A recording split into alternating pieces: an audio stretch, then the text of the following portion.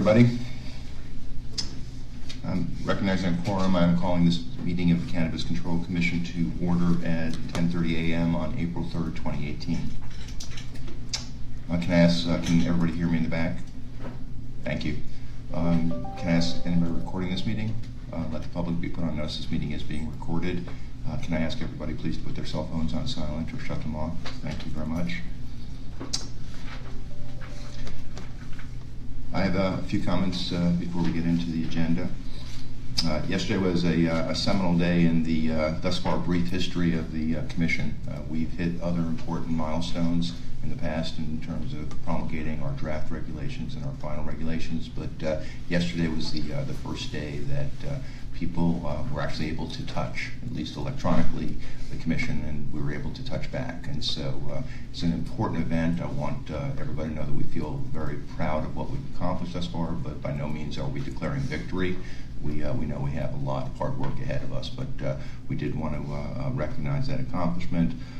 Sean will share some statistics in a little bit about the number of applications and the performance of our system, and I won't steal his thunder, but I do want to make a few acknowledgments. First, I'd like to thank Governor Baker for the kudos he offered the Commission. We appreciate that. I also share the Governor's perspective that there were probably a large number of people that didn't think we would be ready on April 1st or April 2nd in this case to start accepting applications. And while I don't mean to gloat, I do think that there's some important things to acknowledge about what went into getting us ready to meet our obligations yesterday. First and foremost, I just want to remind the 5 commissioners of the bleak early days of 5 people in cubicles in one Ashburton with no staff. Seems like it was forever ago, but it was only 7 months ago. And I'm proud of the fact that we rolled up our sleeves, declared ourselves to be our own staff, and got this process started. We have a great executive director who in turn has built a great team, and people have been working extraordinarily hard to get us to the point that we're at, and understand again that there's no time to really celebrate, because we've now got to start getting ready on the 17th to process applications for licenses. So there's a lot of hard work ahead, but it's a great team that's gotten us here, and it's a great team that's going to get us to all the future milestones. Finally, I actually want to just thank our software partners, JD Software. They, in a very short period of time, have hit every one of their commitments. They've been great to work with. They have been flawless in terms of execution. There's more work for them to do as well, but I just wanted to acknowledge and thank our partners at JD Software for helping us get to this point. I think that's it. So let's get into the meat of the agenda. First, approval of minutes from previous meetings. I think we have 3 sets of minutes to approve, starting with February 26, 2018. Can I ask commissioners, everybody had a chance to review those minutes? Are there any questions or comments? I think can I have a motion to approve? So moved. Second. Let the record show Commissioner Doyle made the motion to approve, seconded by Commissioner Flanagan. All in favor of approving the minutes from February 26, 2018? Let the record show that the Commission unanimously approved those minutes. The next set of minutes are from March 20th, 2018. We're getting really good. That's not that long ago. Any questions or comments on the minutes from March 20th? Okay, question. Can I have a motion to approve? So moved. Second. Let the record show that Commissioner Doyle made the motion to approve, seconded by Commissioner Flanagan. All in favor? Let the record show the Commission unanimously approved those minutes. And then the final set of minutes to approve are March 27th, 2018. Any comments or questions? Can I have a motion, please, to approve? So moved. Second. Let the record show Commissioner Doyle made the motion to approve, seconded by Commissioner Flanagan. All in favor? Let the record show that the Commission unanimously approved, and as always, thanks to Commissioner Doyle and to Mary Alice for. Well, I think both had something to do with this. Anyway, thank you. She's smiling too much, though, not to be hers. I think she's smiling because look, March 27th was last week, so we're in good shape, guys. Thank you so much. Okay, I believe the next agenda item is to move into the executive director's report. So. Sean, if you would take it from here, please. Sure. I'll just speak very loudly. Thank you, Mr. Chairman. As you indicated yesterday, we launched the Massachusetts Cannabis Industry Portal at 12 o'clock on the dot. So everything went live, everything was functioning. There was a lot of testing over the weekend, and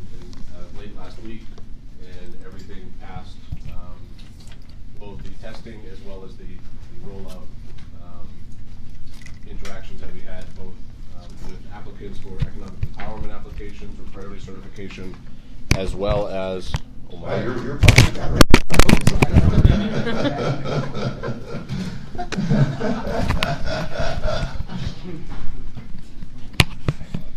Anybody else? I think the answer is yes. One more. My favorite is from one of the meetings we just approved. You asked someone if they needed to do a sound check while they were putting the microphone up in front of you. Yeah, that was hysterical. Okay. Having said that. Yeah, so with that, that's my report. I'm going to take the microphones away now. So as I indicated yesterday, we launched the Massachusetts Cannabis Industry Portal at 12 o'clock on the dot. After having given it significant tests over the weekend and the week prior, and serving very, I think, pretty actively in a training environment, we felt comfortable rolling out the system as we promised we would. We've interacted with many applicants already, and I have a slide that will be next that kind of demonstrates some of those statistics.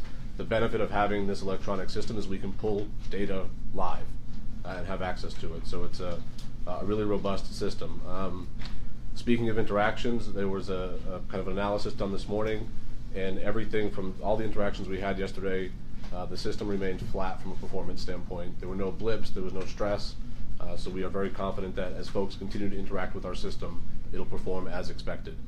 And we're very pleased, as you mentioned, with our partner in JD Software. I also want to mention Dave McKenna, our CTO, as well as Luella Wong, who have really, the two of them have really shepherded this project to this moment. I also want to compliment the entire team that works at the Commission. We've discussed a lot about how yesterday would come to fruition, and it did. And I think that's a testament to all the hard work that's gone on, as well as the thoughtful approach that we've taken to phase in our licensing, which is to serve as the first phase of being the priority certification, then getting those priority applicants in the door, and then rolling out the various license types. So I think it's going to work well. I think it has worked well. And I think we have some stats to prove that at this point. Sure. So as I mentioned, we rolled it out yesterday, and this data is as of this morning, actually about a half hour before coming down here.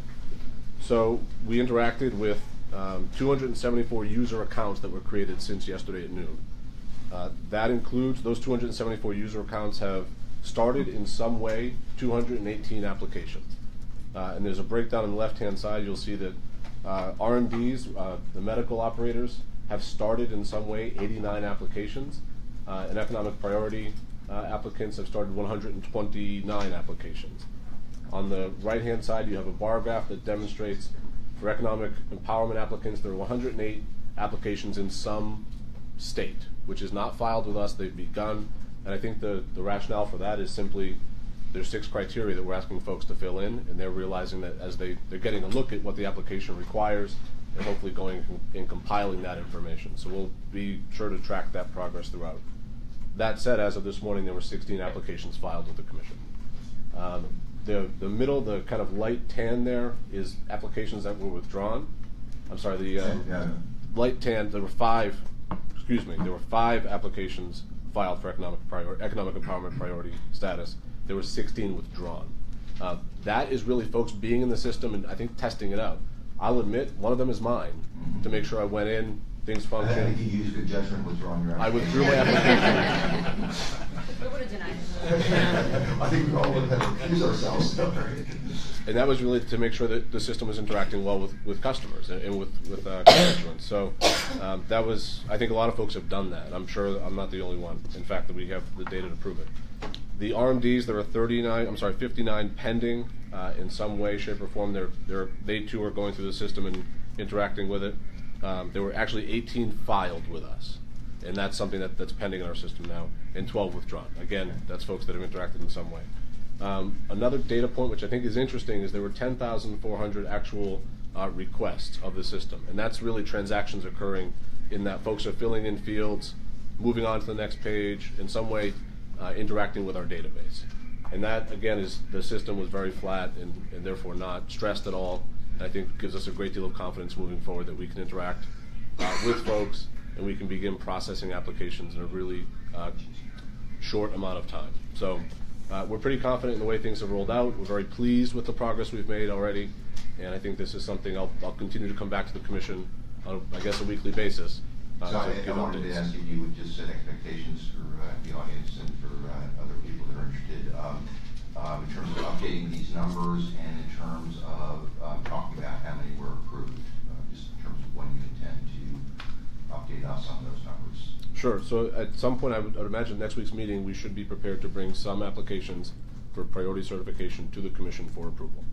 And that is the first phase, and as I mentioned in the last week's meeting, the first kind of step in the approval process is to confirm that the application itself is complete. That's to go in and see are all the fields filled out, the required fields. You can't proceed in the application unless you actually put some sort of data in a required field, and we need to inspect that data to make sure it's not that it's actual data and it's not just kind of filler text.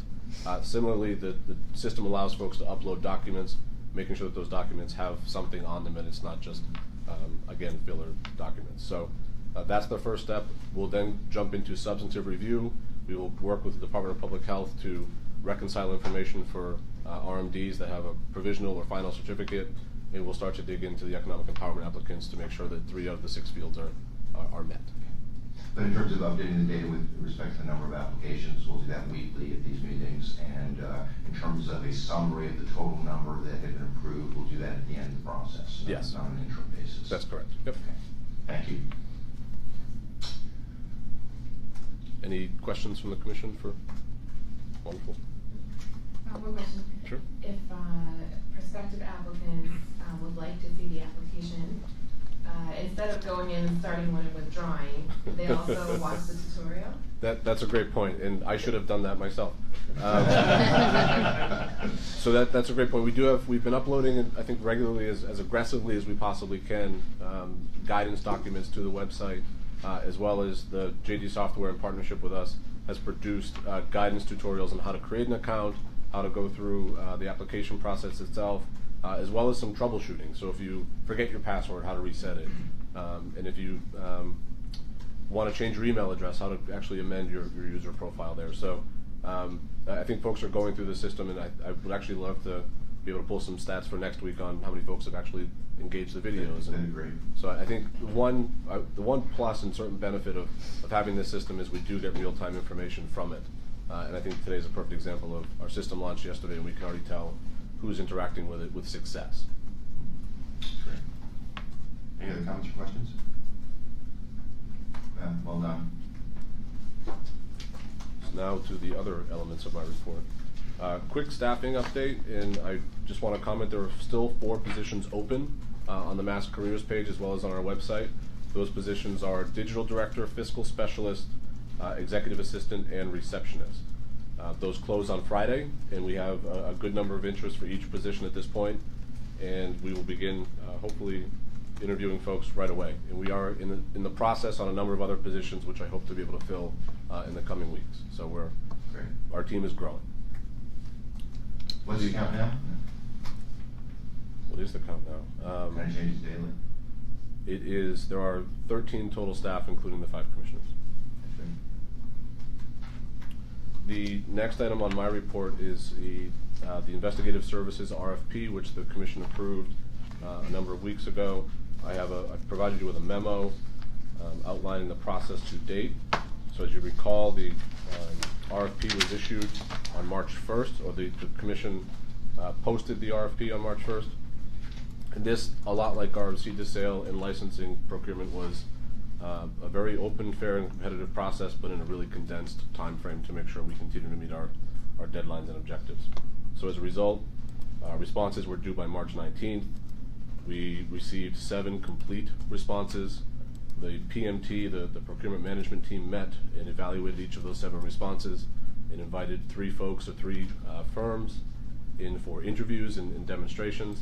And based off of that experience, there's unanimous recommendation amongst the PMT, to recommend to the Commission that we engage for contract negotiations for investigative services with Creative Services Incorporated.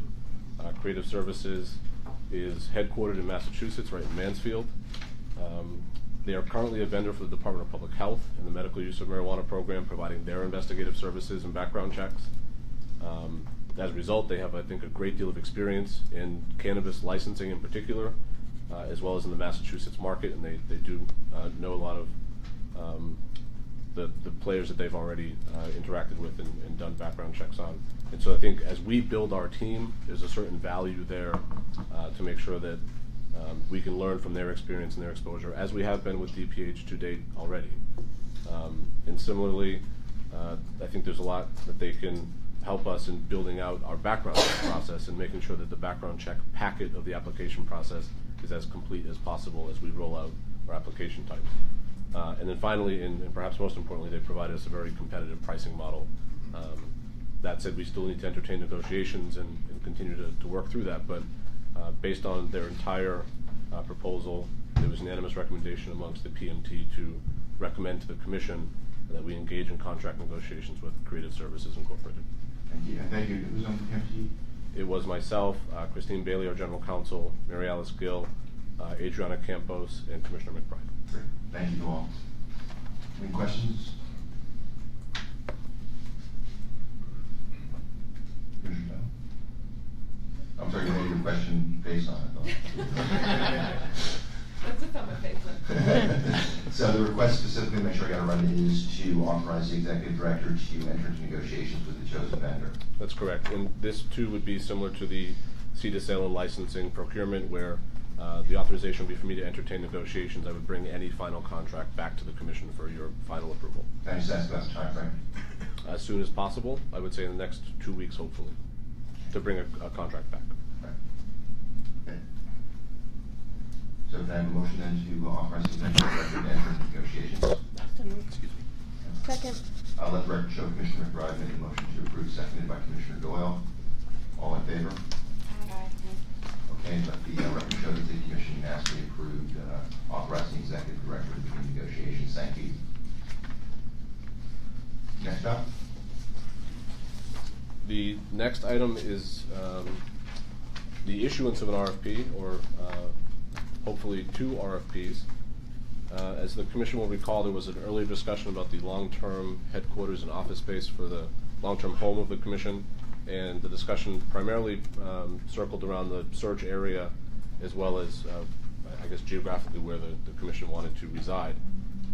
As we build our team, it's also important that we maintain a perspective as a statewide agency, but that we also be in areas that we are expected to operate within. And the reason I say that is in discussing with DCAM our various options, we realized that our investigators and compliance staff are going to be around the state and be very portable and mobile, and hopefully leveraging technology. They may not have to be in the physical office every day of every week. We want to make sure that they're out in the field inspecting and conducting any sort of compliance checks. So the recommendation or the discussion previously had a very broad search area.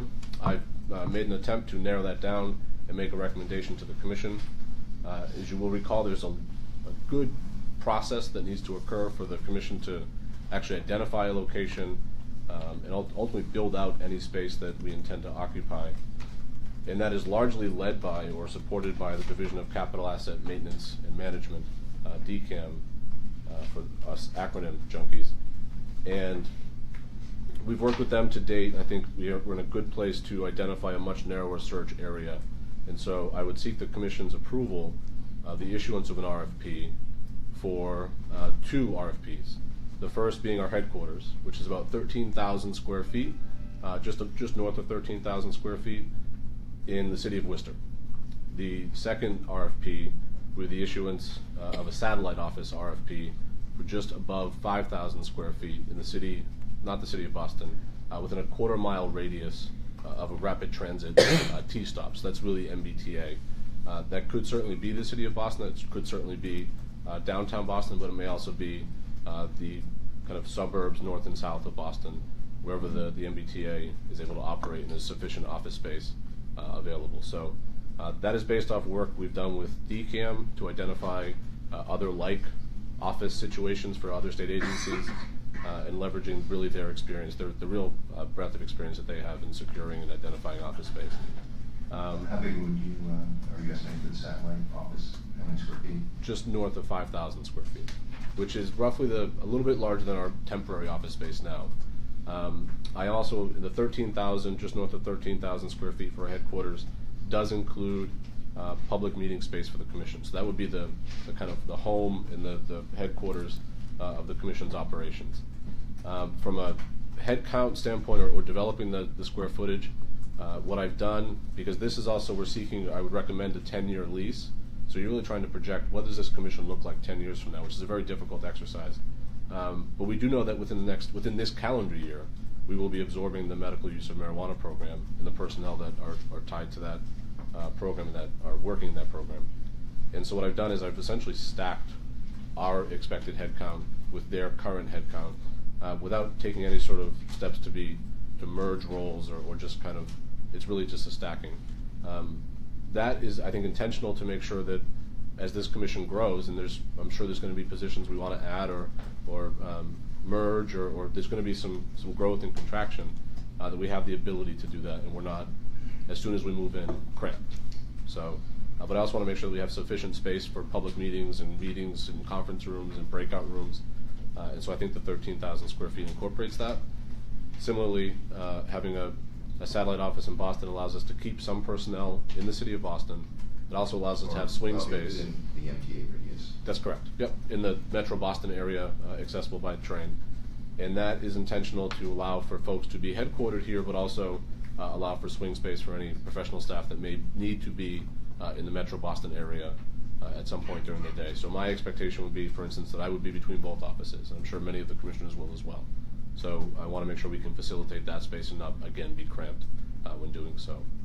From a timeline standpoint, you usually issue an RFP for office space for about 6 weeks. That's the kind of the typical process that DCAM operates under. And then you get into a phase of doing site visits as well as actually evaluating each response. So the rationale for the city of Worcester is it narrows our search to one city and allows us to really, I think, focus on making sure we can find adequate and appropriate office space. And we're not casting such a wide net that we'll be flooded with responses. And is it the entire city of Worcester, or is it specifically some neighborhoods or parts of Worcester? It's the entire city of Worcester. So my recommendation would be that the commission approve the issuance of 2 RFPs, one for its headquarters in the amount of 13,000 or just north of 13,000 square feet in the city of Worcester for a 10-year lease. And similarly, an issuance of an RFP for a satellite office within a quarter-mile radius of an MBTA or rapid transit stop for just north of 5,000 square feet, and similarly for a 10-year lease. Questions? Commissioner Dunn? If the anticipation is that the public meetings will be held at the Worcester office, can we then suggest that it's close to public transportation? Before I screech the entire room. Yes, I think that's one thing that we can make a search. Part of the search criteria, and certainly the evaluation process, is publicly accessible. And I also, the rationale of having the public meeting space in the headquarters is that's where we would have the most space, but it wouldn't prohibit the commission from meeting remotely, say for instance here, or we met previously at the Health Policy Commission. I'm not sure the gaming commission is not going to be sick of us by then. There's always that chance as well. But I think one of the criteria is that it be accessible, any office space that we occupy be accessible to the public. Any other comments or questions? So again, the request is to authorize the executive director to work with DCAM to issue 2 RFPs for a main office and a remote office. Can I ask for a motion to approve? So moved. Second. Let the record show Commissioner Flanagan made the motion to approve, seconded by Commissioner Doyle. All in favor? Aye. Let the record show the commission unanimously authorizes the executive director to proceed. Thank you very much for driving this. This is obviously an important process. I wanted to just ask for your reassurance that you feel like we're hitting our time requirements here, given the lease in one form, tomorrow, which is May 2019. You're confident that the timeline that you're working on will get us into new space before this lease is over, or at least no later than when this lease is over? Correct. I am. Okay, thank you. Anything else on your report, Mr. Executive Director? Nothing at this time. Okay, well, thank you for all of your contributions. There's one more item on the agenda that I'm going to ask Commissioner Doyle to lead, which is a modification to the municipal guidance that we've issued. And this is based upon questions that we've gotten from a number of towns and cities around the state about how do you calculate the minimum number of retail stores in town. So Commissioner Doyle, I have the language if you'd like me to post it, or all the commissioners have had a chance to read it. So Okay, yeah, it's fine, it's up to you.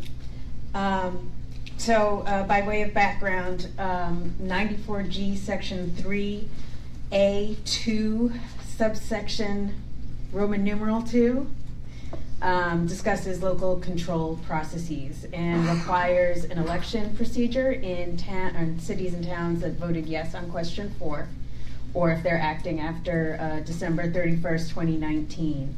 And it applies to certain issues, such as if a municipality bans the operation of one or more types of marijuana establishments, limits the number of marijuana retailers to fewer than 20% of the number of licenses issued for liquor stores without on-premises consumption, sometimes known as package stores, or if it limits the number of adult establishments to less than the number of registered marijuana dispensaries in that town.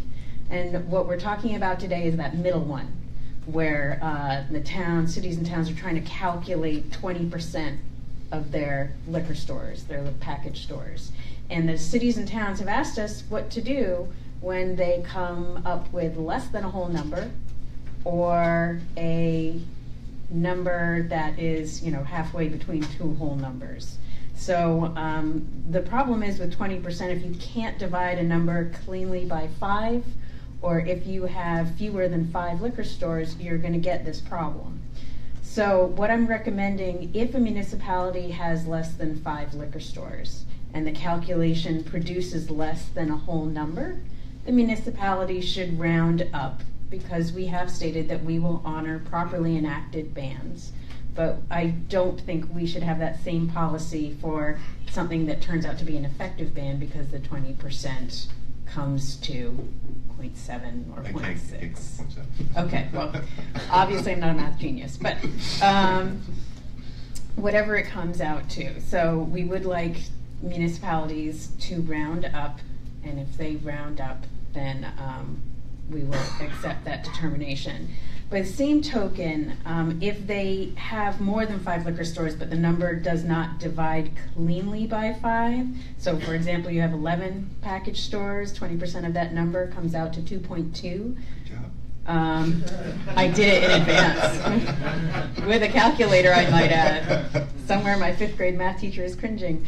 The municipality should, again, round up to the nearest whole number. So in that scenario, it would be 3. And this is more for their protection than anything to do with us, but it also helps us in determining the number of retailers that are allowed for a particular municipality. And as we mentioned in a prior meeting, we are, sending out these municipal surveys to get an idea of what's happening in each municipality so that we are aware. This will give us a right number, and I think it is the most conservative, defensible things for the municipalities to do, is to round up. Or, if they don't want to round up, follow that election procedure that's provided in 94G Section 3. But, so what I will do, if the commission lets me, is add that guidance to the municipal guidance and publish an updated version of it. Circulate the language you proposed yesterday. Are there any questions or comments on Commissioner Doyle's recommendation?